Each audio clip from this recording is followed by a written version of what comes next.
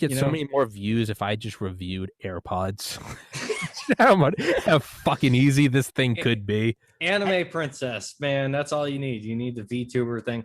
I ordered $100 of untraceable guns from DoorDash. Uh-oh.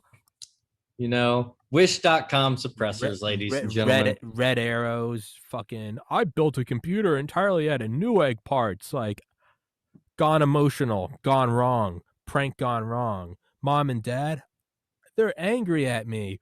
Shh, don't tell. You know what? There is no reward for this. There is. It's just, I mean, it's a personal reward. Yeah. I go to bed every night truly okay with dying because I know that I've done my best to make this world a better place. I mean, sure, I've had fun doing it, but I also there's no part of me that, right? Nirvana, like, I'd rather be dead than unoriginal. Mm-hmm. I can go to bed at night and I can look in the mirror. When Colbert or Jimmy Fallon get home and they look in the mirror and they can just hear Latin being chanted in the background, and they're just wondering, man, what if I just hadn't put down the guitar? Instead, I sold my soul to the Dark Prince. And every night they got to get coked up and take a bunch of pep pills and be like, so your new song about tits and ass, which is on the radios now. At least I can look in my mirror at night and I have no regret. There is no fault.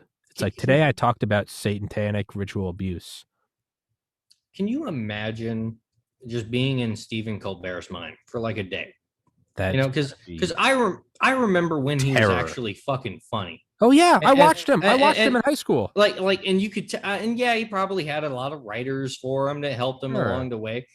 But he had delivery. He had the capacity to actually be a funny dude. Tear apart the left and right. I remember. He did both, and he did both, and he did it well. He wasn't a fence sitter. He just equally shot them both. Yeah, it was beautiful, and it's like, imagine having the capacity to do that, knowing you can do that, and having to peddle Orange Man bad, get your vaccine.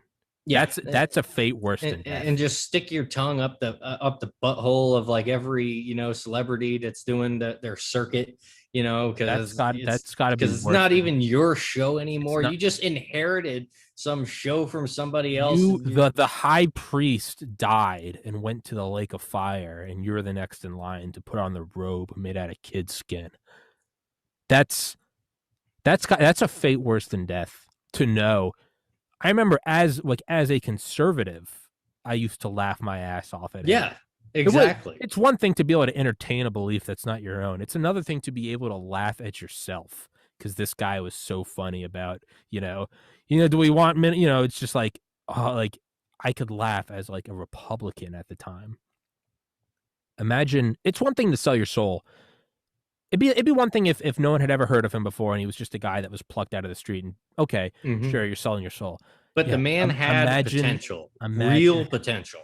Imagine having the ability to be Kurt Cobain and then being Justin Bieber. That's Lord forgive you, because I don't know how the hell you forgive yourself for that one. I know, right? I mean, the devil has cashed his check with you. He came to fulfill his banknote and get his gold. That is a fate worse than death. Like does Stephen Colbert even remember what it's like to be funny, or is it just like some foggy, hazy, like an other life dream? Yeah, slowly waking up, and he's like, "Was that me?" Yeah, it's like the old it's like when Clarence Kelly Johnson, the first director of Skunkworks of Lockheed Martin, who his crowning achievement was the SR-71 Blackbird, and then his successor, Ben Rich, F-117 Nighthawk. When Clarence was towards the end of his life, he was dying. He was really dying a terrible death, dementia, cancer. But on the CIA's SR-71 final flight, when it flew over the fucking warehouse where it was built, and I think it's a Barksdale or I think it's Barksdale, somewhere out there in California. They had to do a final pass, and they brought they brought Kelly Johnson from the hospital. He was in a limo. They didn't want people to see him in his state. He was, again, dementia, didn't really know where he was, colostomy bag. He didn't want to see him like that. So he was in a tinted limo so people couldn't see who he was, but he was there with his nurses, and he didn't know where he was and he couldn't remember his name. But when he saw the SR-71 fly over, they said a tear shed from his eye, and it's clearly it touched something deep inside. That's what Stephen Colbert does on a nightly basis. When he sees an old meme from him from 2008, and he's got a colostomy bag, and they're feeding him fucking fentanyl and Adderall, and they're some lizard part of his brain is actually trying to give him a joke that's legitimately funny, and he just can't even do it. As they're injecting the Botox into his face, and they're making it plump, and they're doing his hair and turning the lights on, and they have the YouTube executives there who are, there under pseudonym and under cover of darkness, and they're like, listen, you average about 30 views per video. We're gonna jack it up to 30 million. We're just gonna put that on the title. You actually have 17 subscribers. We're just going to AstroTurf. We're going to say it's 25 mil. And he's like, okay. And they're like, you're going to be the funniest guy ever. Tonight, got an idea. It's just a bunch of writing people all with multicolored hairs and two dicks and a clit. And they're like, we're thinking Orange Man bad. We got the CEO from Pfizer. And he's like, yeah. And then he sees a meme somewhere on someone's phone. And it's like I used to warn the populace about bears. And you see him in 2007. He's like, is that me? Is that me? And they're like, shh. And they put the mask on. And just like Michael Jackson, he goes to sleep with the propofol because that's the only way the screams stop. And then in the pod next to him is Trevor Noah. And in the pod next to that is Jimmy Fallon. And Jimmy's in a straitjacket. And he's like, and they're like, shh. Well, I don't think they need to drug Trevor Noah. I don't think. No, not Trevor Noah. Funny, but yeah. No, not Trevor Noah. Trevor Noah's off the streets. They have him in there, and they attach a mechanical fleshlight to his dick, and he's just sitting there in a VR, and he's just like, oh yeah. And then he's got a weird thing where as long as he's fucking little goats, he's just like, man, I'm Trevor Noah, and they leave him there. Colbert and Fallon, those take a lot of work. They have a whole ICU team from Walter Reed, Trauma One Level, and Jimmy Kimmel. I mean, Jimmy Kimmel's there too. What's the guy from the Man Show? What's Jimmy Kimmel? The Man Show. So Colbert, they have to spruce him up again because he's so dead inside. Fallon's different. They got to bring him back down. What do you do for the guy that used to have women jumping on trampolines? Is just like that. That's just the standard. What does he need? I think they put him in a pod. I think they put him in a pod, and he puts on a VR helmet. And there's so much anger inside because he knows deep down inside he just wants to be a bro that they put a VR pod on him, and every day it's 1998. I was about to say no, it's 1994. He's in a frat house at Ohio State University, and he gets to beat the shit out of a pledge before fucking a drunk 19-year-old sorority girl during rush, and he does that.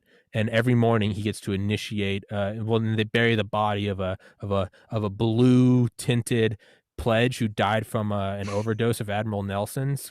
They hide his body, and you hear him screaming Sigma Chi as he beats a goat to Admiral Nelson's. Now, and then they wake him up, and he has to be PC, but he can only be PC. It's the opposite of solitary confinement. He gets 23 hours a day of being in a VR world, beating the shit out of suburban crew cut kids named Bill and Tim and Cal.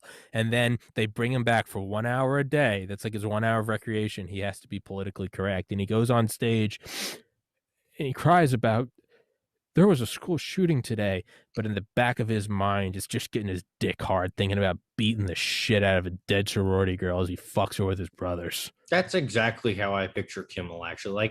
I don't think Stephen Colbert even has the ability to process it anymore. Yeah, his brain's cooked. But Kimmel, I do feel like he has that seething rage. He remembers that he used to be funny. He used to be allowed to be funny.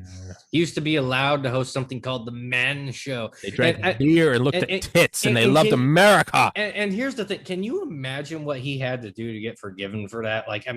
He went out into the woods with the finders.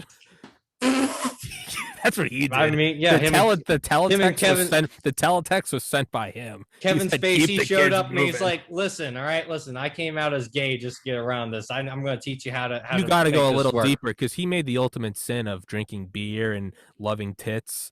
It wasn't enough that he had to actually be deprogrammed from the West. They had Quite to literally deprogrammed. I think Jimmy Fallon is just pure it's rage. It's I think Jimmy Fallon is like racist and just he hates everyone. You fucking cocks, you Right? fucking just and they have to hit him with propofol and Thorazine every night and some Depakote and he just and they just rests. But there's an armed guard outside Fallon's pod because he has broken through the glass before and he killed a previous guard, which is why they've jumped up and they actually have Eric Prince now provides security around Fallon's pod. Colbert, they just have to wake up because he's dead inside. Kimmel, they realize they're never going to break Kimmel's brain, so every night they let him for 23 hours. They They just let him be a white male. yeah, they just buy him off and they put him in a pocket dimension, and it's fine. He's an odd one because they don't have to drug him up. He willingly goes out and cries and talks about how Black Lives Matter isn't tattooed on the forehead of every senator. He's a special evil because they don't have to drug him. Yeah, I mean that's a certain level of like beyond mercenary. Even that's just Kissinger has an eye on him because he's like, that is an operator. He's like, yes. I mean that is a man who can move when, the pawns. I know when you hate it and you still do it like that. That's some next level shit. Kissinger got an eye on him. And speaking of comedians and their greatness, we all should have learned a lesson when Dave Chappelle like somehow saw it all coming and like from like you remember Chappelle's show. Okay, we're like you're like 30, I'm 28. That's like our generation. Like when we were growing up, that was like the fucking greatest, the epitome of like I would say Chappelle's show and It's Always Sunny in Philadelphia. Like that's where American comedy just like apex. Nothing's gonna go past it. And somehow like Chappelle, after like hitting the apex, being like the defining comedian of our time, was just like he didn't explain it. He just off the grid. Just he went to Africa with Charlie Murphy because they took him to the back room. They showed him his pod. Yeah, and they said you're gonna be a new you're gonna be a Republican correspondent for CNN. And he said, I'm out. He vanished, and they're like, we got your pod.